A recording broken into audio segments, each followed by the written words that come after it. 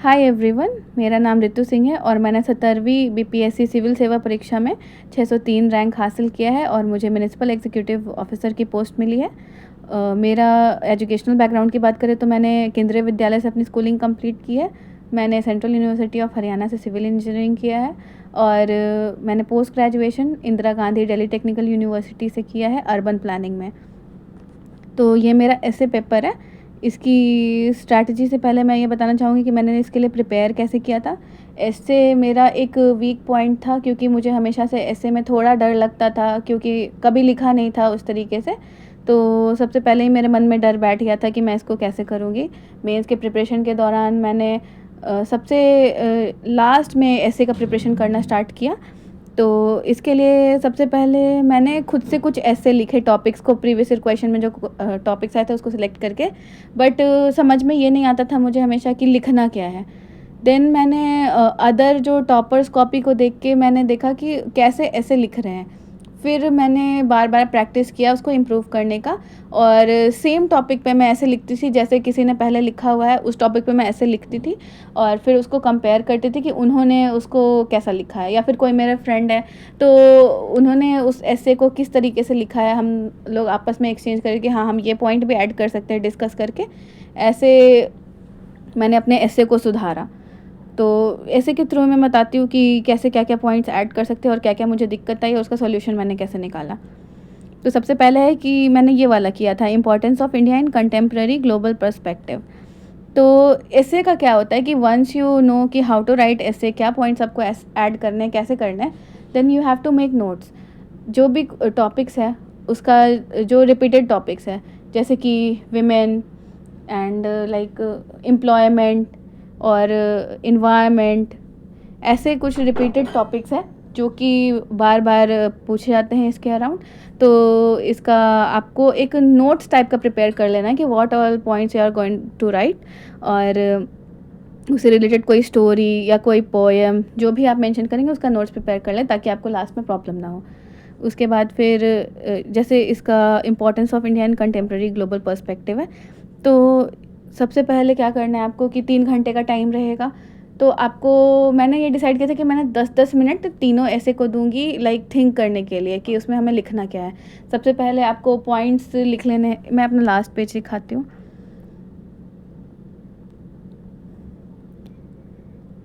ठीक है, तो पहले मैंने क्या किया कि जो जो क्वेश्चन का टॉपिक देख के मुझे जो जो पॉइंट्स दिमाग में आए मैंने उसको लिख दिया, मुझे ये पॉइंट्स मेंशन करने हैं। उसके बाद मैंने उसका सीक्वेंस अरेंज किया कि कौन सा पॉइंट मैं पहले लिखूंगी, कौन सा पॉइंट मैं बाद में लिखूंगी।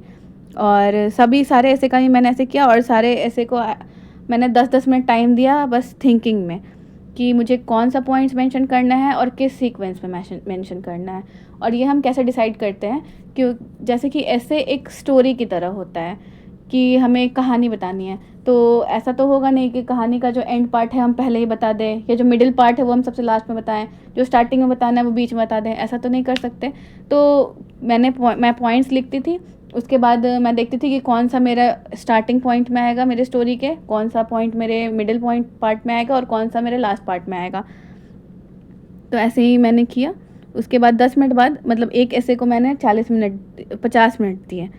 तो इसमें मैंने पहले इंट्रोडक्शन में मैंने इसको मैंने इसको एंशिएंट टाइम से लिंक करना स्टार्ट किया कि पहले जैसे शिप बिल्डिंग टेक्नोलॉजी थी तो उस समय स्टार्टिंग में सेलर थे, वो अननोन जगह पे जाते थे, कैसे वो इंडिया है और फर्स्ट टाइम में ही उनको इतना ज़्यादा अच्छा लगा इंडिया, तो उन्होंने जैसे हेवन ऑफ अर्थ बता दिया इंडिया को। ये सब मैंने बताया। और मैंने अदर जो ट्रैवलर्स थे जैसे कि फाहियान और ये सब मैंने अपने इंट्रोडक्शन में इंक्लूड किया। देन एक कोट यूज़ किया हम। उसके बाद फिर हमारे जो इंडिया है आज के कॉन्टेक्स्ट में कैसे वो एक सुपर पावर की तरह इमर्ज कर रहा है, ये सब मैंने बताया। और उसके मैंने पॉइंट्स लिख लिए थे कि मुझे एलपीजी रिफॉर्म के बारे में बात करना है, मुझे India as a largest consumer market के बारे में बात करना है, ट्रेड एग्रीमेंट जो हो रहा है जिसमें इंडिया बहुत इंपॉर्टेंट रोल प्ले कर रहा है उसके बारे में बात करना है। उसके बाद नॉन अलाइनमेंट, ये सारे पॉइंट्स मैंने पहले ही नोट कर लिए थे और इसी को मैंने एक्सप्लेन कर दिया। ब्रिक्स एक्सप्लेन किया, G20 एक्सप्लेन किया, फिर कुछ बुक्स मुझे पता थी कि वो इस चीज़ से रिलेटेड है, वो मैंने मेंशन किया, जैसे पैक्स इंडिका। उसके बाद फिर कल्चर जो हमारा सॉफ्ट पावर है, योगा और बॉलीवुड, ये सारा हमारा सॉफ्ट पावर है, ये सब भी मैंने मेंशन किया। और फिर लास्ट में मैंने फिर थोड़ा सा चैलेंजेस भी बताया इसका कि क्या चैलेंजेस हो सकता है। एंड देन मैंने इसका कंक्लूजन लिखा।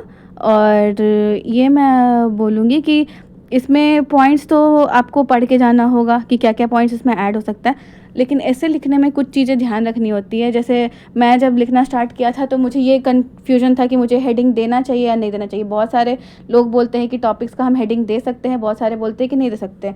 तो मैंने फिर एक बीच का रास्ता निकाला कि जब भी मैं पैराग्राफ चेंज कर रही थी, जैसे यहाँ पे, तो सबसे पहले अगर मेरा कंटिन्यू एक ही स्टोरी चल रहा है, एक ही टॉपिक पे बात हो रही है, तो मैं लिंकिंग वर्ड्स यूज़ करूँगी। जैसे कि यहाँ पे इवन मैंने यूज़ कर दिया, यहाँ पे इन दिस ऐसे हम क्या बताएंगे, हेडिंग ना डाल के मैंने इसको ऐसे के पैराग्राफ में इंक्लूड कर दिया कि in this essay we will see the importance of India in contemporary global perspective. Then again मैंने फिर नया टॉपिक स्टार्ट किया कि क्या मैं बात करना चाह रही हूँ। देन यहाँ पे जब मैं पैराग्राफ चेंज कर रही हूँ तो यहाँ पे मैंने फर्दर का यूज़ किया है। और उसके बाद फिर मैं जब यहाँ पे नेक्स्ट टॉपिक स्टार्ट कर रही हूँ, जैसे अब मैं बुक्स की बात कर रही हूँ, तो मैंने फिर उसको अंडरलाइन कर लिया ताकि जो भी पेपर चेक कर रहे हैं उनको पता चल जाए कि अब इस टॉपिक पे बात होने वाली है। Rather than using proper heading मैंने ऐसे ही यूज़ किया है। फिर मैंने लिंकिंग वर्ड्स यूज़ किए जैसे कि फर्दर, और इसमें जैसे इसका फर्स्ट लाइन ये है, इसमें मैं हेडिंग भी दे सकती थी कि साइंस एंड टेक्नोलॉजी में कैसा इसका रोल रहा, बट मैंने फिर यहाँ पे पैराग्राफ में लाइन में यूज़ किया कि we have talked about many aspects, let's see technology now. और जैसे हाउएवर मैंने फिर यहाँ पे लिंकिंग वर्ड यूज़ किया है। उसके अनदर चैलेंज, ऐसे हम पैराग्राफ को चेंज कर सकते हैं। और नेक्स्ट जो मेरा ऐसे था वो था, मैंने इस पे किया था lax law and order is a hindrance to women empowerment. इस वुमेन टॉपिक पे मैंने बहुत सारे मटेरियल लाइक नोट्स बना लिए थे, क्योंकि एक ऐसा टॉपिक है जिससे क्वेश्चन पूछे जाते हैं, ऐसे आता है। तो मेरे पास इसका डेटा था, और जैसे लैक्स लॉ की बात की गई तो मुझे लगा कि मुझे जो कोलकाता में केस हुआ था उसको मेंशन करना चाहिए, क्योंकि ये काफ़ी ज़्यादा इससे रिलेटेड, इस टॉपिक से रिलेटेड हो सकता है। तो सबसे पहले मैंने कोलकाता की बात की, कोलकाता में जो केस हुआ था उसको मैंने अपने इंट्रोडक्शन में लिखा। ये आप स्क्रीनशॉट ले लीजिएगा अगर पढ़ना होगा तो। उसके बाद फिर मैंने इंट्रोडक्शन के बाद बताया कि इन दिस ऐसे हम लोग कैसे ये एक हिंड्रेंस हो सकता है। पहले मैंने हिंड्रेंस वाले पार्ट पे बात की है। तो उसके बाद मैंने पॉइंट वाइज लिखा है, जैसे फर्स्ट कैसा इट कॉज मिस अपॉर्चुनिटीज़, और इसमें मैंने डेटा यूज़ किया था कि मतलब कितनी % लोग क्या काम करते हैं। और उसके बाद जेंडर गैप का जैसे मेरे पास डेटा था तो मैंने वो यहाँ पे मेंशन किया। लिंकिंग वर्ड यूज़ करके फर्दर मैंने पैराग्राफ चेंज किया, और उसमें ये विमेन पार्टिसिपेशन कितना है ये मैंने मेंशन किया। उसके बाद फिर जीडीपी का डेटा यूज़ किया। फिर another example can be taken from politics, तो पॉलिटिक्स का फिर डेटा मैंने यूज़ किया। उसके बाद फिर प्राइमरी एजुकेशन पे मुझे बात करनी थी, तो मैंने स्टार्टिंग में ही मेंशन कर दिया प्राइमरी एजुकेशन, और फिर उसके बारे में बात की। जो भी डेटा यूज़ करना था मैंने किया, जो भी इंपॉर्टेंट वर्ड्स थे मैंने उसको अंडरलाइन किया। उसके बाद फिर जैसे अब मुझे टॉपिक चेंज करना था, अलग मुद्दे पे बात करनी थी, तो मैंने फिर नेक्स्ट पैराग्राफ में ये लिखा कि lax law and order make women weak and dependent on man. उसके बाद मुझे कोर्ट केसेस डिस्कस करना था। मैंने फर्स्ट इसका इंट्रोडक्शन दे दिया कि मेरे इस पैराग्राफ में क्या होने वाला है। देन मैंने केस डिस्कस करना स्टार्ट किया, सबरीमाला केस डिस्कस किया।